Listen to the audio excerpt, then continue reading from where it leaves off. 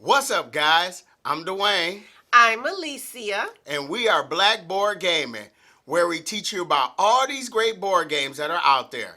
Waiting to be played by you and yours.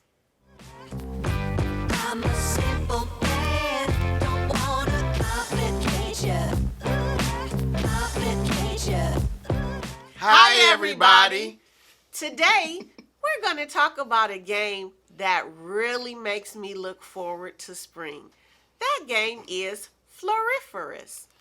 Floriferous is designed by Steve Finn, Eduardo Baraf, and Clementine Campardu, and published by Pencil First Games.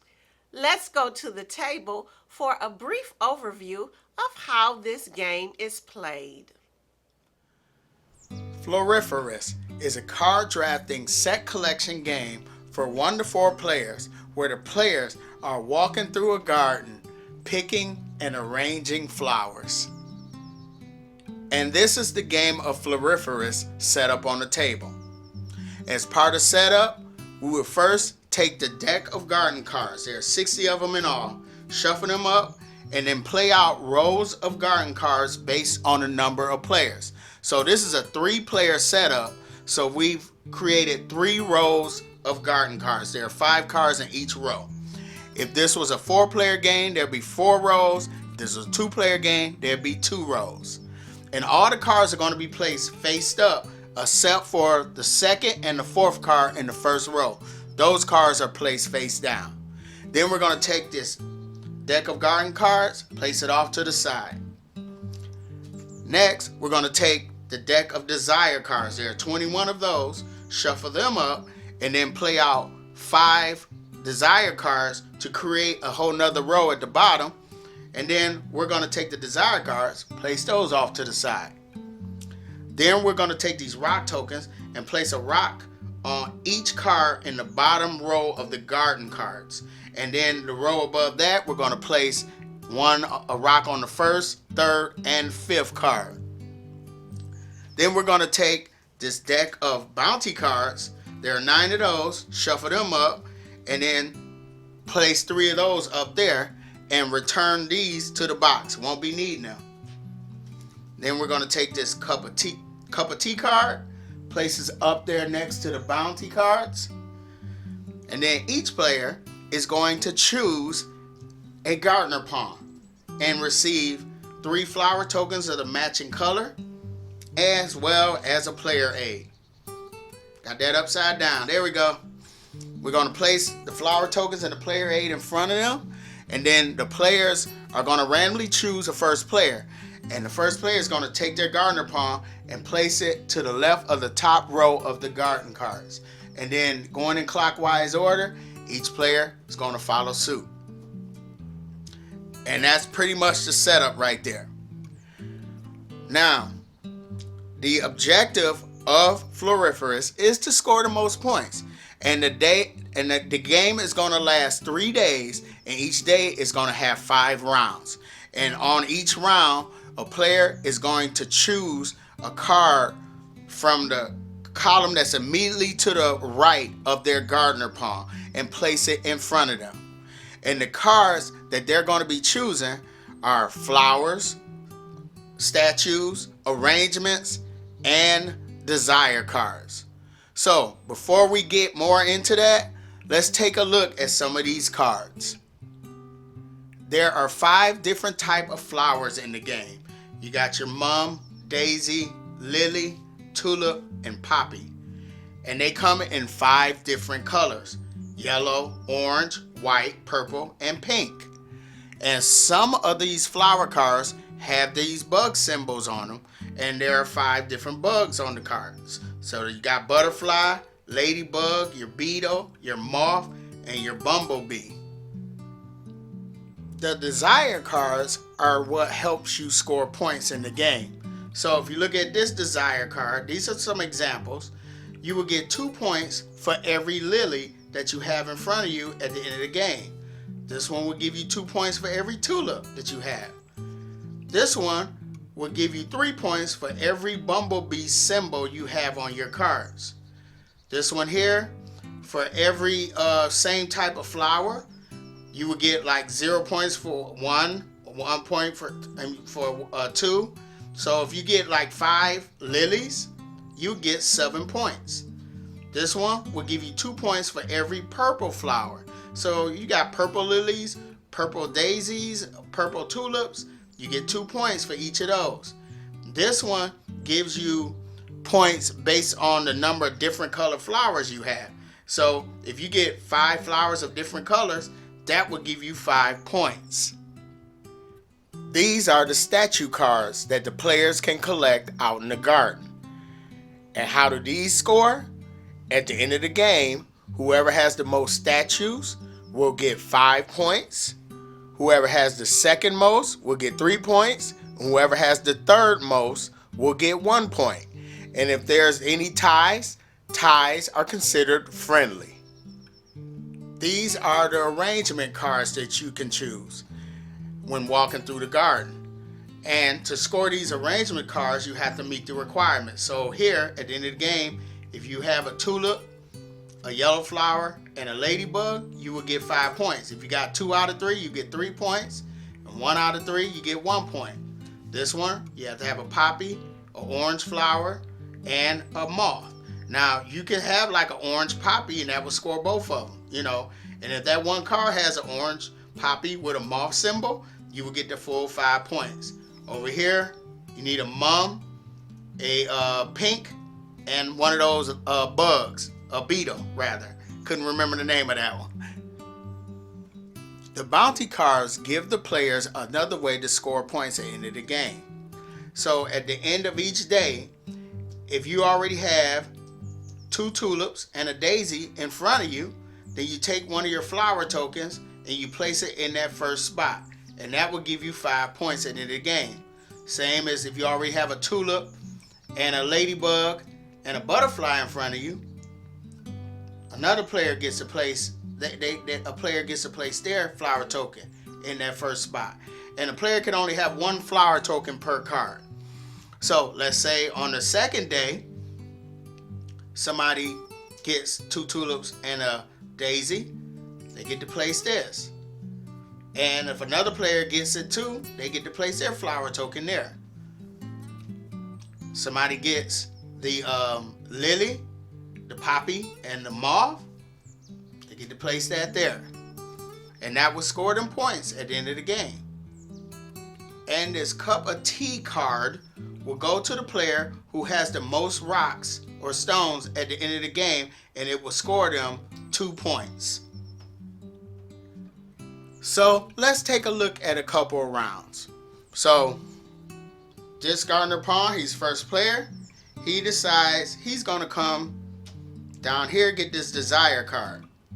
So, and he's going to place that desire card in front of him. So now when he collects tulips, for every tulip at the end of the game, he gets 2 points. Going to place that in front of him. And now he moves his pawn into this space. Let's say this is this guy's turn now, and he sees this card down here, so he decides to go up here. He grabs that card, moves his pawn into that space.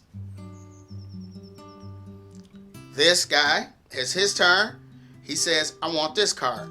So he takes this stone placed in front of him, places that card in front of him, moves into this space.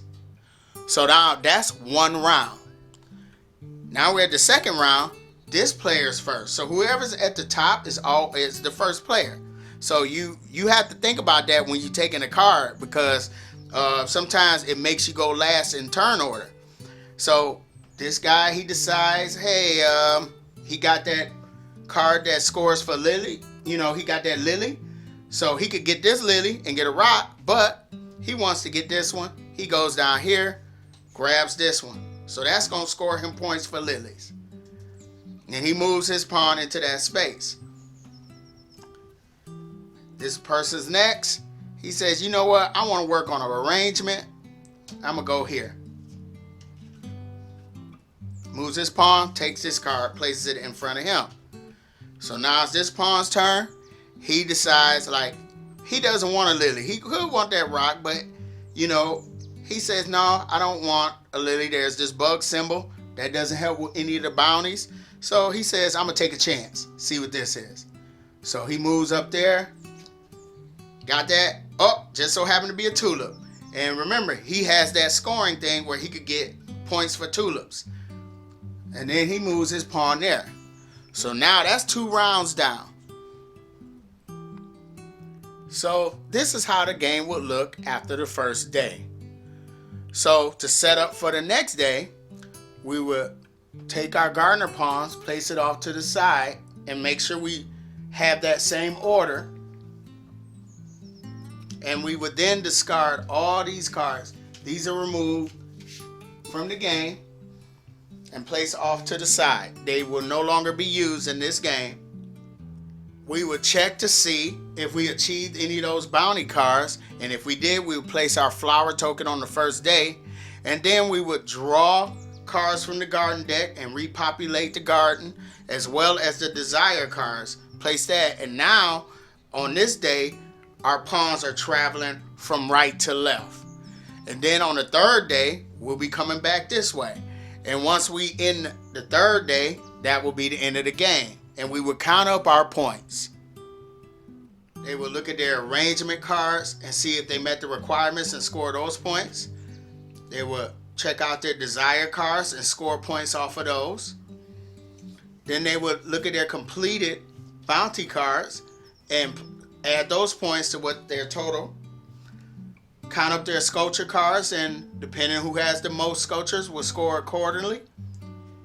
They would count up their stones, and they would get 1 point per every 2 stones rounded down. So that's 3 points right there. And then whoever has the most stones will get this cup of tea and score that extra 2 points. And then once everybody has counted up their points, whoever has the most points will be the winner of Floriferous. So what did you think about the theme of this game? Well, I like flowers in general. I mean, what's not to like about flowers? Right. But what I really love about this theme is the timing. Right now, it is cold and snowy outside. Yep. And this theme just evokes spring for me. Yeah. And I'm so looking forward to spring. So I love this theme. Yeah, it is. It is a great theme. I mean, you know how I feel about my nature. Yes. I love my nature themed games. I don't think I've played a bad nature themed game. I've really gravitated to all of them. You know. Yes. So I really like this theme. And Yes. spring is right around the corner. Yes. Yes. So, what did you think about the components? Well, there are not a lot of components. The cards are good quality and they are beautiful. I love the flowers, gorgeous. I like the different shapes of each pawn. Not only are they different colors, but they're different shapes. So I really like that. And I like the flower tokens. Yeah, I did really like the flower tokens. Yes. I mean, I like the fact that they got different designs on the flower tokens because, you know, they accommodating for color blindness. I hadn't even thought of that. I thought they were just, adding variety to the game. No, so, sometimes they add stuff like, they add the different designs so people who are colorblind can still tell the difference. Like if you look on the cards, the orange is a square and the pink is a square, but the orange is turned on a corner, whereas the pink is just a straight square. I hadn't even noticed that. Yep, I did notice that, and I was like, Wow. "That's cool." That is cool. I like that. I like that. So, but let's jump right into art. Okay, the flowers are beautiful. What else can I say? Yeah, the art on the cards are like just gorgeous. They're like paintings. Yeah, like I don't Works- know. Is that watercolor? Like, does it have a thing to that? Well, they could be watercolor, but they're like works of art. Yeah, they are really nice. I love the art on the cards. Yes. So anyway, what do you think about the mechanics? I love the mechanics. Card drafting and set collecting. That's a combination that I really enjoy. So that is very appealing to me. Yeah, this game is just it's just like very simple rule set. So going in the rule set, what do you think about the teach? Well, it is, the rules are very simple. However, it is a little bit of thought. You have to be thinking about, do I want to be first? And one of the things I really like about this game is it's a bit of a point salad where there's more than one way to score points. Yeah. So I like that aspect of it. But that can be a trap if you're not careful because you aren't going to score points every kind of way. So you got to figure out, okay, The best way to score the which point. which niches am I going to pick to score my points? Yeah, I like the choices. Like I said, it does have a simple rule set, but you're wondering like you said, to repeat what you said.